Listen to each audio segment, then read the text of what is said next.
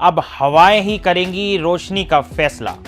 जिस दिए में जान होगी वो दिया रह जाएगा। नमस्कार, आप देख रहे हैं सी न्यूज भारत और मैं हूं ऋषभ सक्सेना।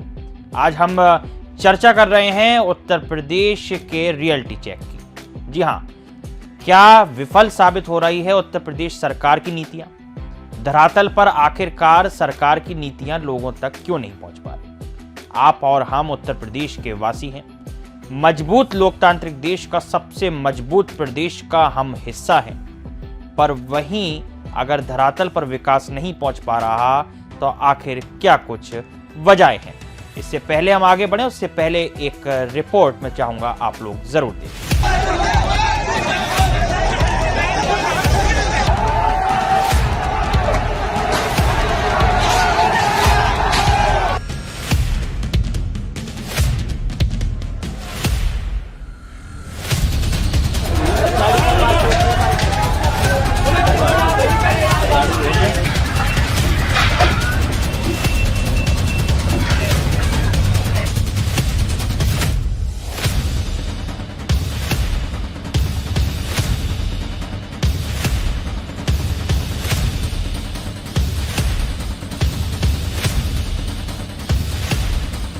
आपको बता दें, उत्तर प्रदेश लगातार विकास की नई नीतियां और नए परिणाम लेकर आ रहा है, परंतु जब धरातल पर उसकी बात आती है तो अपने आप में काफी झकझोर कर देता है, क्योंकि धरातल पर विकास नहीं दिखता।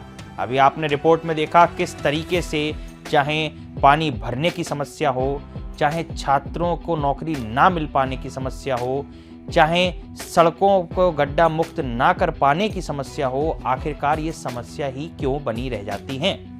उत्तर प्रदेश में इतना बड़ा बजट होने के बावजूद जब धरातल पर इसकी बात आती है तो पटल पर वो बजट क्यों नहीं उतर पाता? ये अपने आप में बहुत बड़ा सवाल है। आखिरकार प्रदेश में ऐसा क्या कुछ हुआ है इन बीते दिनों या इन बीते दशक में कि केवल मंदिर और मस्जिद से ही राजनीति की सरगर्मियां तेज होने लगी हैं?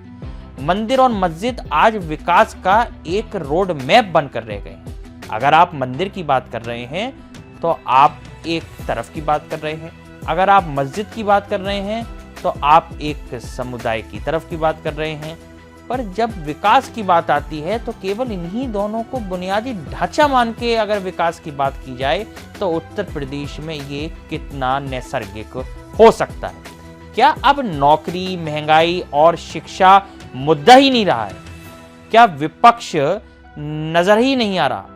आखिरकार उत्तर प्रदेश में ये सियासी हलचल क्यों देखने को मिल रही है? आपको बता दें, हिंदुस्तान जब ग्लोबल हंगर इंडेक्स की बात की जाती है तो वहां 127 देश की सूची निकाली जाती है। 127 देशों में हिंदुस्तान की मौजूदा स्थिति, जिसे वर्तमान स्थिति कहा जाए, 105वीं है। अब आप सोचिए, इतना बड़ा लोकतांत्रिक देश, इतनी बड़ी व्यवस्था, इतना बड़ा अर्थशास्त्र, इतना बड़ा बजट, और यहाँ लोगों को खाने के लिए 2 वक्त की रोटी तक नसीब नहीं हो रही। बावजूद उसके यहाँ पर मंदिर, मस्जिद ये केवल एक बुनियादी ढांचा, एक डेवलपमेंट का रोड मैप बनकर रह गया है। जहां भाइयों में आपस में प्रेम होना चाहिए, आपसी सौहार्द होना चाहिए, मजबूत लोकतांत्रिक देश के हिस्से होने के नाते यहाँ एक जो शब्द है जिसको हम धर्मनिरपेक्ष कहते हैं, वो भावना होनी चाहिए, वहीं लोगों में हीन भावना अवतरित होती जा रही है। अब आखिरकार इस भावना का आकलन कौन करेगा? अगर आप और हम इस भावना का आज आकलन नहीं करेंगे तो शायद आने वाले दशकों में ये जो आपसी भाईचारा है ये केवल किताबों में पढ़ते हुए ही नजर आएंगे। जाहिर सी बात है, हिंदुस्तान और उत्तर प्रदेश की अगर वाजिब बात की जाए तो उत्तर प्रदेश के लिए विकास के नए आयाम ग्रसित करने के लिए सबसे पहला मुद्दा महंगाई, शिक्षा और रोजगार ही हो सकता है।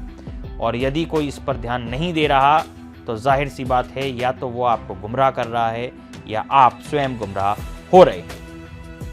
आपने रिपोर्ट में देखा किस तरीके से उत्तर प्रदेश में लगातार समस्याएं बनती रही हैं, चाहे पानी भरने की समस्या लगातार आ रही हो। अभी हाल ही के दिनों में देखा गया छात्रों के द्वारा कितना बड़ा आक्रोश था। इतने बड़े प्रदेश की आबादी में छात्रों को नौकरी नहीं मिल रही। अब आखिरकार क्या कुछ वजह हो सकती है कि छात्रों को नौकरी नहीं मिल रही? सरकार निजीकरण की ओर जा रही है, पर जो सरकारी तंत्र हैं उनको सरकार बेहतर क्यों नहीं कर रही?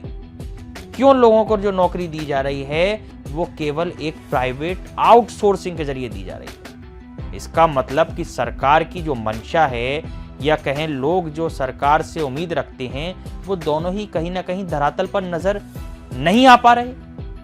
जाहिर सी बात है। तो ये सवाल अपने आप में बहुत बड़ा है और अगर आप वाकई प्रदेश की राजनीति या प्रदेश के विकास में दिलचस्पी रखते हैं तो अपने आप से और सरकार से ये सवाल जरूर पूछिए कि आखिरकार उत्तर प्रदेश को उत्तम प्रदेश बनाने के लिए क्या एक रोड मैप हो सकता है और क्या कुछ बेहतर कदम उठाए जा सकते हैं। इस रिपोर्ट में फिलहाल इतना ही। देश और दुनिया की तमाम खबरों के लिए आप देखते रहिए सी न्यूज़ भारत।